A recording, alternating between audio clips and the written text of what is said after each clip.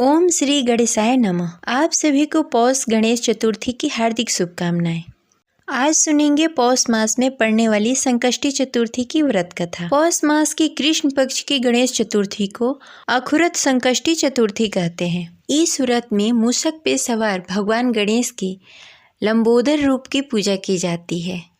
इस दिन जो भी भक्त भगवान गणेश की श्रद्धा पूर्वक वंदना करता है, व्रत पूजा करता है, उसकी सारी मनोकामनाएं पूर्ण होती है। मान्यता के अनुसार इस दिन जो भी व्यक्ति विधि पूर्वक भगवान गणेश की पूजा आराधना करता है, भगवान गणेश उसकी सारी बिगड़ी बनाते हैं। संकष्टी चतुर्थी के दिन संध्या में भगवान गणेश की विधि विधान से पूजा की जाती है, व्रत कथा सुना जाता है और आरती की जाती है और चंद्र उदय होने पर चंद्र भगवान को अर्घ्य देकर व्रत खोला जाता है।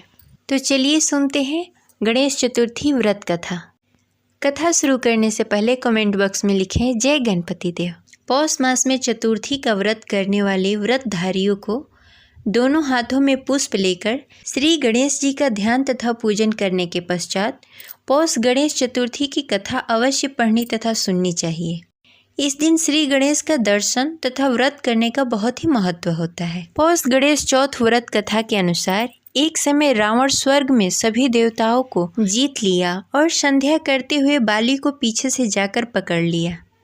वानर राज बाली रावण को अपने बगल में यानी कि कांख में दबाकर किष्किंधा नगरी में ले आए और अपने पुत्र अंगद को खेलने के लिए खिलौने दे दिए। अंगद रावण को खिलौना समझकर रस्सी में बांधकर इधर उधर घुमाते थे। इससे रावण को बहुत कष्ट हुआ और दुख होता था। एक दिन रावण ने दुखी मन से अपने पितामह पुलस्त जी को याद किया। रावण की यह दशा देखकर पुलस्त जी ने विचार किया कि रावण का यह दशा क्यों हुआ। उन्होंने मन ही मन सोचा, अभिमान हो जाने पर देव, मनुष्य व असुर सभी की यही गति होती है। पुलस्त ऋषि ने रावण से पूछा कि तुमने मुझे क्यों याद किया है। रावण बोला, पितामह मैं बहुत दुखी हूँ। यह नगरवासी मुझे धिक्कारते हैं और अब आप ही मेरी रक्षा कर सकते हैं। रावण की बात सुनकर पुलस्त मुनि बोले, रावण तुम डरो नहीं, तुम इस बंधन से जल्द ही मुक्त हो जाओगे। तुम विघ्न विनाशक श्री गणेश जी की व्रत करो। पूर्व काल में वृतासुर की हत्या से छुटकारा पाने के लिए इंद्रदेव ने भी इस व्रत को किया था, इसलिए तुम भी इस व्रत को करो। तब पितामह की आज्ञा अनुसार रावण ने भक्ति पूर्वक इस व्रत को किया और बंधन रहित हो अपने राज्य को पुनः प्राप्त किया। मान्यताओं के अनुसार जो भी पौष माह की चतुर्थी का इस व्रत को श्रद्धा पूर्वक करता है, उसे सफलता अवश्य ही प्राप्त होती है। प्रेम से बोलिए गणपति बप्पा की जय। ये रही पहली कथा। संकष्टी चतुर्थी की दूसरी कथा के अनुसार एक समय की बात है, विष्णु भगवान का विवाह लक्ष्मी जी के साथ निश्चित हो गया। विवाह की तैयारी होने लगी। सभी देवताओं को निमंत्रण भेजे गए, परंतु गणेश जी को निमंत्रण नहीं दिया। कारण जो भी रहा हो, अब भगवान विष्णु की बारात जाने का समय आ गया। सभी देवता अपनी पत्नियों के साथ विवाह समारोह में आए। उन सब में देखा गया कि गणेश जी कहीं भी दिखाई नहीं दे रहे हैं। तब वे आपस में चर्चा करने लगे, क्या गणेश जी को नहीं न्योता भेजा गया या स्वयं गणेश जी ही नहीं आए हैं। सभी को इस बात का आश्चर्य होने लगा। तभी सबने विचार किया कि विष्णु भगवान से ही इसका कारण पूछा जाए। विष्णु भगवान से पूछने पर उन्होंने कहा कि हमने गणेश जी के पिता भोलेनाथ महादेव जी को न्योता भेजा है। यदि गणेश जी अपने पिता के साथ आना चाहते तो आ जाते, अलग से न्योता देने की आवश्यकता ही नहीं थी। और दूसरी बात यह है कि उनको 1.25 मन मूंग, 1.25 मन चावल, 1.25 मन घी और 1.25 मन लड्डू का भोग दिन भर में चाहिए। यदि गणेश जी नहीं आएंगे तो कोई बात नहीं, दूसरे के घर जाकर इतना सारा खाना पीना अच्छा भी नहीं लगता। इतनी वार्ता कर ही रहे थे कि किसी ने एक सुझाव दिया, यदि गणेश जी आ भी जाएं तो उनको द्वारपाल बनाकर बैठा देंगे कि आप घर की देखभाल करते रहना। आप तो चूहे पर बैठकर धीरे धीरे चलोगे तो बारात से बहुत पीछे रह जाएंगे। यह सुझाव भी सबको पसंद आ गया तो विष्णु भगवान ने भी अपनी सहमति दे दी। होता क्या था कि इतने में गणेश जी वहां आ पहुँचे और उन्हें समझा बुझाकर घर की रखवाली करने के लिए बैठा दिया गया। बारात चल दी। तब नारद जी ने देखा कि गणेश जी तो दरवाजे पर बैठे हुए हैं। तब वे गणेश जी के पास गए और रुकने का कारण पूछा।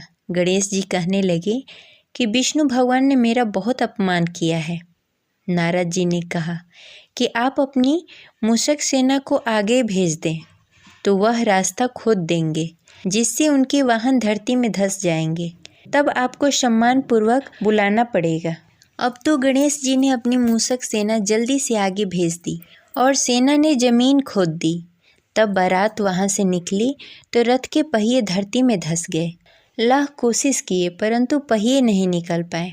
सभी ने अपने अपने उपाय किए परंतु पहिया तो नहीं निकले, बल्कि जगह जगह से टूट गए। किसी को समझ में नहीं आ रहा था कि अब क्या किया जाए। तब नारद जी ने कहा, आप लोगों ने गणेश जी का अपमान करके अच्छा नहीं किया। यदि उन्हें मनाकर लाया जाए तो आपका कार्य सिद्ध हो सकता है और यह संकट टल सकता है। भगवान शिव ने अपने दूत नंदी को भेजा और वे गणेश जी को लेकर आए। गणेश जी का आदर सम्मान के साथ पूजन किया। अब कहीं रथ के पहिए निकले परंतु वे तो टूट फूट गए थे, तो उन्हें कौन सुधारे। पास के खेत में खाती काम कर रहा था। उन्हें बुलाया गया। खाती अपना कार्य करने से पहले श्री गणेशाय नमः कहकर गणेश जी का वंदना मन ही मन करने लगा। देखते ही देखते खाती ने सभी पहिए ठीक कर दिए।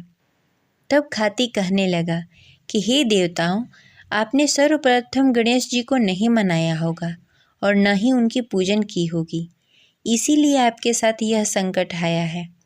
हम तो मूर्ख अज्ञानी हैं, फिर भी पहले गणेश जी को पूजते हैं, उनका ध्यान करते हैं, फिर भी आप लोग गणेश जी को कैसे भूल गए। अब आप लोग श्री भगवान गणेश जी को जय बोलकर जाएं तो आपके सब कार्य बन जाएंगे और कोई संकट नहीं आएगा। ऐसा करते हुए बारात वहाँ से चल दी और विष्णु भगवान माता लक्ष्मी जी के साथ उनका विवाह संपन्न हुआ।